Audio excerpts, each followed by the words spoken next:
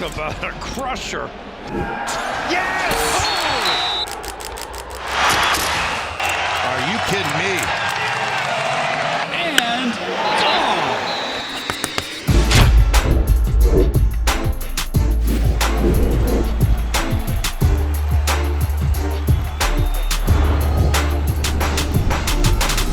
Welcome back to the Schoolyard Sports podcast. I'm the host of this podcast, Lane Frank. We're now at episode 170. Yes, we're 170 episodes through.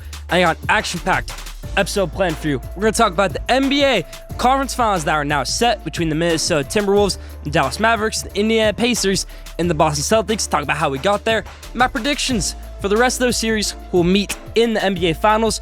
Pretty tough for my New York Knicks not making it to the conference title round. Really tough right there as a New York Knicks fan. MLB, got great stuff there. Paul Skeens on absolute fire. We just wrapped up the PGA Championship Major. Great drama there. Loved it there. Xander Schauffele came out with the win. But Scottie Scheffler, always drama there with our rest. College football video game, got some news to discuss there. So much more. Stay tuned for an action-packed episode 170. Let's start off episode 170, how we always do, with the headlines in the NBA. Let's go over the NBA playoffs that we have set so far. The NBA conference finals that are set. Out of the West, we have the Dallas Mavericks versus the Minnesota Timberwolves. What a great series Dallas versus Oklahoma City was.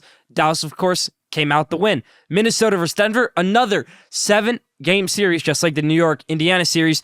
That was a great series. Timberwolves are built to beat the Nuggets, and they got it done. Anthony Edwards, incredible. Can't wait for the Anthony Edwards-Luka Doncic battle. And now the Eastern Conference, the Pacers storm back from a 3-2 deficit to beat the Knicks 4-3. Breaking my heart as a New York Knicks fan, but they'll take on the Boston Celtics. Boston Celtics kind of cruised in their second round against the Cleveland Cavaliers, but that's going to be a great matchup. Indiana versus Boston. I want to watch Pascal Siakam versus Jason Tatum. It's going to be a great matchup right there. Those are NBA conference finals set. In the NFL, not too much news in the NFL. Justin Fields, he said today, I'm not here to be a backup. I'm not here to rest 18 games this season. I'm here to win games. I'm here to play games. I'm here to start games in Pittsburgh. What does that say about Russell Wilson? I don't know. Leave your thoughts on that in the comments. Maybe we see something different, a different role, a new role from Justin Fields this season. Marvin Harrison Jr. is still not signing his NFLPA contract. I mean, he can't be a part of jersey sales. Really can't be a part of anything right now. Can't be a part of Madden. Can't be a part of a lot of things because he wants his own personal deal without ever stepping foot on a football field in the NFL before. Guess I have to say, that's the Ohio State way there, everybody. Always creating problems, always creating drama. Marvin Harrison doing that right there. And one last thing in the NFL. Carolina Panthers, the team that should have had the number one pick this year if they didn't trade it, team with the worst record from last season, have 0 primetime games this season. 0. Nada. Nothing. A little bit surprising me right there when you're 1 year removed from having the top quarterback in the NFL draft, Bryce Young. Leave your thoughts on that in the comments. Out in the MLB, Aaron Judge, as we all know, kind of got off to a really slow start, batting in the 100s up until May 2nd. Now he's about one of the best hitters in baseball, on fire. Aaron Judge, great to see. Yankees really turning a corner. They've been great all season, entering that elite status, top 3 status in the MLB, and Garrett Cole's not even back yet. Really excited for this rotation. Aaron Judge on fire right now in the MLB. Francisco Lindor may have rubbed some Mets fans the wrong way the other day when he made his comments saying, oh, it's great to be back in Cleveland. The one thing I miss about being in Cleveland is winning. Winning, he said, is the one thing he misses about being in Cleveland. Okay, they made a World Series. Okay, they made a few playoff runs. That's going to rub some Mets fans the wrong way. You're here for 12 years. This is year 4 now as a New York Met. It's kind of time to start winning. It's part of you to start winning because you're the leader of this team. Kind of rubbed me the wrong way as a Mets fan, and I hope it did some other Mets fans. I didn't like that comment right there by Francisco Lindor, who's here for about another 8 years for this Mets franchise, and hopefully for the rest of his career. Edwin Diaz, a little bit tough stuff right there. Came back after having one of the best seasons of his career, then breaking his leg in the WBC, then coming back this year, and has been atrocious, awful. And I feel really bad because Edwin Diaz is a great pitcher. He's a great person. And it's tough to see that happen to him. He's going to take a step back. He knows what he's doing wrong. Maybe it's a mechanics issue. He'll figure it out. Edwin Diaz, though, tough. I brought up last episode how closer position in baseball is the most important position in baseball. He's about 3 blown saves already on the season. Tough to see right there from Edwin Diaz. Rafael Devers is on fire for the Boston Red Sox, really entering a big contract year for him. He's on a 6 home run game stretch. Incredible stuff right there. Breaking Red Sox records. We love to see it. Rafael Devers. And one last thing in MLB. Paul Skeens, 2023 number 1 overall pick, dominating in his first year, and that would be his second career start. Goes 6 innings, 11 strikeouts, 0 hits. 0 hits in 6 innings, 11 strikeouts to work for Paul Skeens. Love to see that right there. Close our headlines, smooth things over to the grass. Golf game. PGA Championship was this weekend. We saw Xander Schauffele finally win his first career major. There was drama off the course with Scotty Scheffler getting arrested, world number 1, getting arrested right before his round of golf on day 2 on Friday. Eventually gets out of jail, says, I'd do my warm-up in jail. Didn't really expect that doing my warm-up in a jail cell. Still plays, still has a really solid weekend. It was a great weekend in golf out in Louisville, and this is the headlines for the week.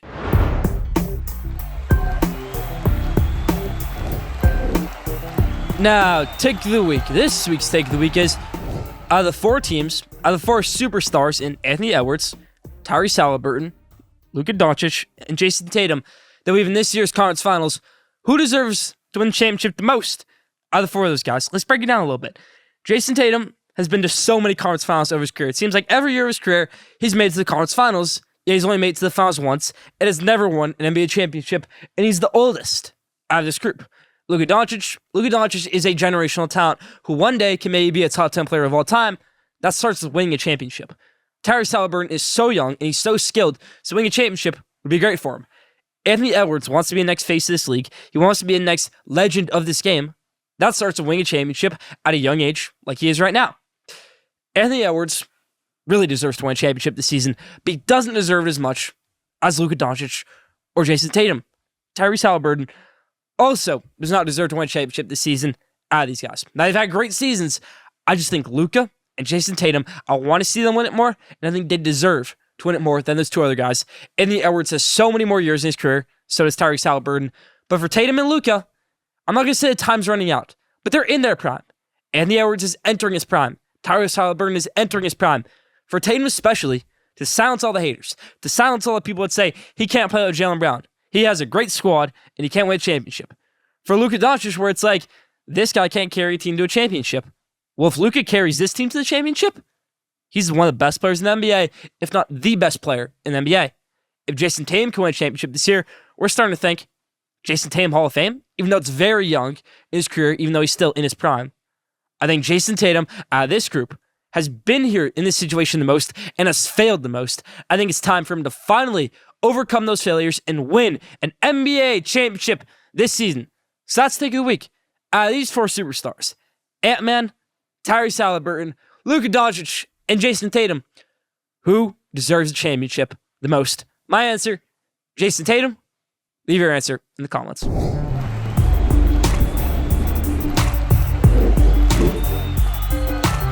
Now, top 5. This week's top 5 is the top 5 primetime sports action broadcasts or games we get throughout the week in sports. So, for example, maybe a Sunday night baseball, maybe a Friday night NBA. You get your Monday night football, Thursday night football, Sunday night football, maybe whatever you like, soccer, maybe you like different sports, primetime sports nights. But this is my favorite primetime games across the sports year to watch. You get these once a week. It's great, everybody. I want to give one honorable mention, and it's the Sunday night football. Now, this might be considered a big snub by most people not having them inside my top 5 or even inside my top 3. Here's my reasoning. You've had a great day of watching football. Now it's time to maybe do some homework, maybe relax a little bit, and you're saying, do I really need to watch a Sunday night football game right now? I'll kind of watch it. My fantasy team already cooked. I'll worry more about the Monday night football game for fantasy, not necessarily a Sunday night football game. Everyone's tired at that point from watching football all day. Sunday night football is a great game, but it's an honorable mention for me. For 5, I love to watch this, NBA primetime Friday night. You get Mike Breen on the microphone. You get anybody on the microphone. You watch an NBA regular season classic. You can think of some great games over the years. The Friday, Saturday slate, you can think of Thunder Warriors back in 2016. Stephen Curry's insane buzzer beater. Even more games. Maybe let's bring it back to LeBron versus Celtics a few years ago when Patrick Beverley brought out the camera to show the ref that LeBron was fouled. That was another great game. NBA primetime Friday and Saturday nights. Doesn't beat it right there. That's number 5. Number 4, Sunday night baseball. Now, some people are saying, well, you said Sunday night football is boring. What's so great about Sunday night baseball? I'm not watching baseball all day. I'll be down to watch Sunday night baseball, though. Kick back, watch a nice Sunday night baseball game. It's a great presentation. You get a player mic'd up. Get to hear them talk, get to hear them say some things. It's a great presentation. ESPN does a great job at it. Sunday Night Baseball, number 4. Number 3, Monday Night Football. Now, there's been no football. You're needing football on Monday, and there's no football, so you're saying, I can't wait till Monday Night Football, and it comes, and you're so excited to watch Joe Buck and Trey Aikman take the broadcast. You're sweating out your fantasy team. You're saying, I'm only up 9.3 points. I got A.J. Brown going up against me. What am I going to do? You end up winning it. You get some great Monday Night Football games. Let's bring it back to some other great Monday Night Football games. Let's think maybe Browns-Ravens a few years ago. Lamar Jackson had to leave the game mid-game. Maybe let's bring it back to Rams versus Chiefs a few years ago. Battle of the undefeated teams. What a great game that was. Rams came out on top there. Great game. A few other great Monday Night Football games. Sweat out for your fantasy team. 3, Monday Night Football. Number 2, another heavy NFL one. Thursday Night Football. A lot of people hate Thursday Night Football, especially the players. Maybe you forget to put in your fantasy lineup. I don't forget. I think it's a great way to start the week. Thursday Night Football. Fear football week. You're saying, okay, we got Friday tomorrow. It's almost Friday. Let's kick back. Let's watch some Thursday Night Football. Let's watch Kirk Herbstreit. Guess watch some great game right here. Al Michaels on the mic. Number 2, Thursday Night Football. And number 1, you know what my number 1 is. My favorite sport to watch, my favorite sport to talk about, and my favorite primetime sporting event, college football, ABC, Saturday night. You get Chris Fowler, you get Kirk Herbstreit, you get an electric college football game. Nothing beats a night college football game on ABC in the fall. Number 1, primetime college football, Saturday night. That's about for my top 5 of this week. Leave your top 5 or thoughts in the comments. Now, did you know, this week's Did You Know, it's a great one. Did you know MLB legend Ty Cobb could have gone 0 for his last 2,529 at-bats and still finished with a career average of 300. Now, Ty Cobb originally has a career average of 366, but say he went 0 for 2,529 to end his career, he still would have finished at 300. Incredible MLB stat right there. Did you know that? Leave down in the comments. That's about what Did You Know this week.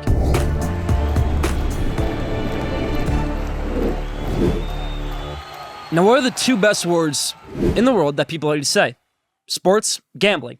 No, I'm kidding. It's Game 7, everybody. Game 7 are the 2 most exciting words that perk up a sports fan's ears, and that's what we had in the NBA on Sunday.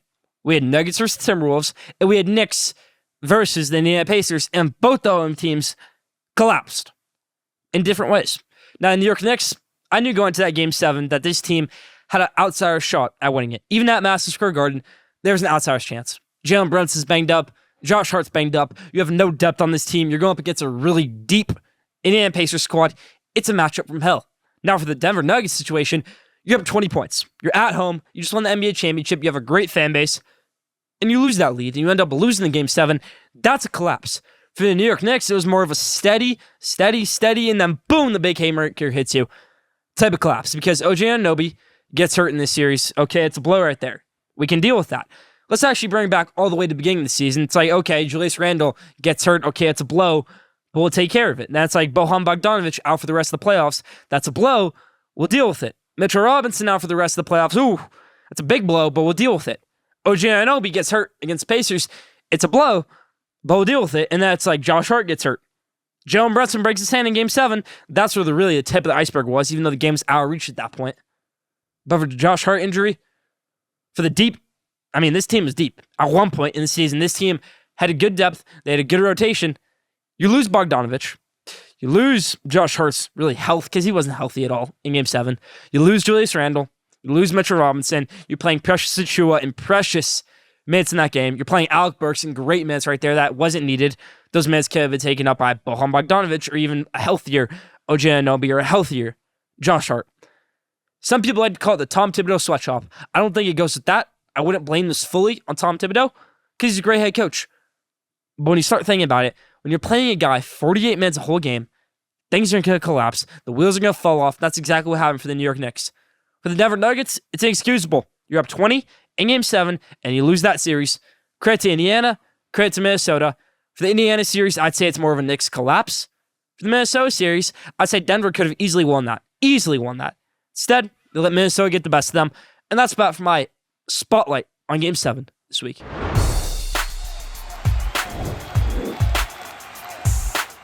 Now it's time for me to put on my GM hat, everybody. because we're about to be the general manager of the whole entire sport of college football, because it seems like the NCAA is doing a horrible job at what's happening in the college sports landscape. And let's hop into it. Here's my example of the day. Jaden Rashada, great recruit out of high school, quarterback, plays at Arizona State this year, originally commits to Miami. When they say, we'll give you $1 million to come here, he's like, really? And they're like, no, never mind. Don't come here. Then Florida's like, we'll give you $13 million to come play here from the Gator Collective, and we'll give you an extra $1 million right when you sign. Signs with them, doesn't get the $1 million, doesn't get the $13 million that he was promised, ends up getting out of his letter of intent from Florida and says, okay, that was terrible. I'm going to go to Arizona State for a year. Goes to Arizona State for a year. Struggles as a starting quarterback. Transfers to Georgia. Well, maybe he'll be the next Georgia quarterback after the season, after Carson Beck leaves. But today he's saying, okay, now that I'm in Georgia, our biggest rival is Florida. Let me do this. Let me sue Billy Napier, Florida head coach, for promising me $13 million out of high school when I didn't receive a dime of that. This is the big problem with NIL. Players are going to be committing to schools now where they're not going to be getting NIL money, when they're promised big NIL money, and there's no contracts to go for. It's like, oh, I told you to get $13 million? No, I didn't. There's no contract. This isn't saying that. I never said that. You came to play with me because of the academics at Florida. Say that right there.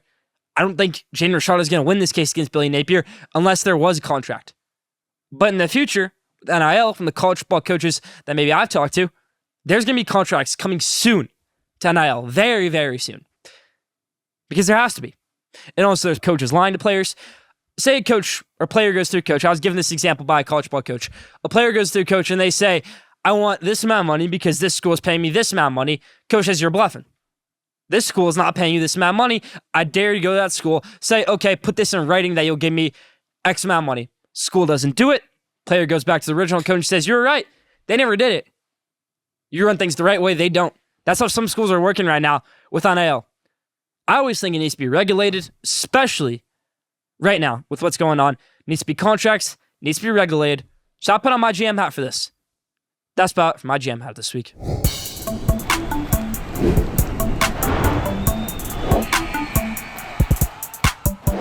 Now, at the buzzer, this week's At the Buzzer is, and I've talked about this a few times on the show, who I think is the next NBA dynasty. I've said it's Cleveland Cavaliers. I was wrong. I've said it's Oklahoma City Thunder. Still to be determined, but as of right now, from what I saw in this playoffs, they're a great team. They're the 1 seed. They're not NBA dynasty material, everybody. The team that I think in the NBA is NBA dynasty material is the Minnesota Timberwolves, because they're young, they've got a great core, and they actually like playing with each other. They have good chemistry. It's not like the Oklahoma City Thunder where maybe you have some turmoil where you have Josh Giddey going in the bench for the first time in his career in the middle of a playoff series. For the Minnesota Timberwolves, it's different. They've got a great bench. They've got Naz Reid, who can be there for his whole career. They've got Anthony Edwards, the face of the league. They've got Mike Conley, a great veteran, who will be here for a little bit, but that window's going to close with Mike Conley. You've got Jaden McDaniels, who's a rising star, the small forward position. You've got Karl Anthony Towns, who's, been a perennial all-star every year, one of the best centers in the game. You've got another center to go with him, Rudy Gobert. Rudy Gobert can be replaceable. Naz Reid can slide in there. But if you're going to keep Rudy Gobert and Mike Conley on this team, you're going to be a dynasty, at least for that window. Like I said, they're replaceable. That's why I think this team can fully be a dynasty, because Anthony Edwards can be there for a while. Can't push him out. Can't push Naz Reid out. Can't push Jaden McDaniels out. And they're definitely not going to push Karl Anthony Towns out. This is an incredible team right here. They're incredibly well stacked. I think even better than Denver Nuggets are stacked. They have Nikola Jokic, Denver Nuggets. They have Jamal Murray. They have Michael Porter Jr., who's unhealthy. What else do they have? What other incredible pieces do the Denver Nuggets have? Really not much. Really struggled in playoff series outside of last year. Struggled again this year in a playoff series.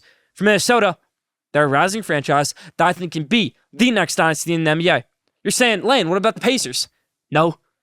Lucky, magical run right here by the Pacers. What about the Celtics? They're a good team, but they don't have the window for a dynasty. Yes, they have the window for a Jason Tatum, Jaylen Brown-led team. You're not going to have Drew Holiday forever. You're not going to have Kristaps Porzingis forever. So that's a no for me on the Boston Celtics on a dynasty. The Mavericks, you have Luka Doncic. Great. You have Kyrie Irving, who's one day going to retire from the game of basketball, and then it's just Luka Doncic again, and you're back to square one with no co-star to go with him. Jalen Brunson would have been a great co-star, but he's not there anymore. So Minnesota is the next dynasty in the NBA, and I truly believe that. And that's about for At the Buzz this week.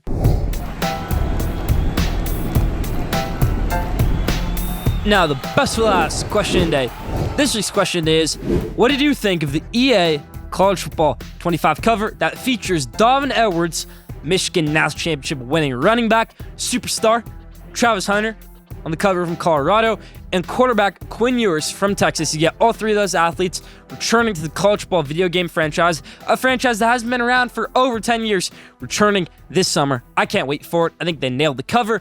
Who do you like to have seen on the cover? Who are some players in the future additions to this game that we might see on the cover? Maybe Arch Manning next year, maybe even other players in the future, but that's what we have right now. Donovan Edwards, Travis Hunter, and Quinn Ewers, the three players featured on the EA College Ball Video Game 25 cover. Your thoughts on that in the comments. That's Power for Question Day this week. That's Power for Schoolyard Sports and Lane Frank, episode 170. Thank you for tuning in. Follow Schoolyard Sports on Instagram at Schoolyard Sports. Follow Schoolyard Sports on X at Schoolyard Sport. Don't forget to subscribe, rate, and review for the best sports content in the world. Be back here next week, episode 171. Stay tuned.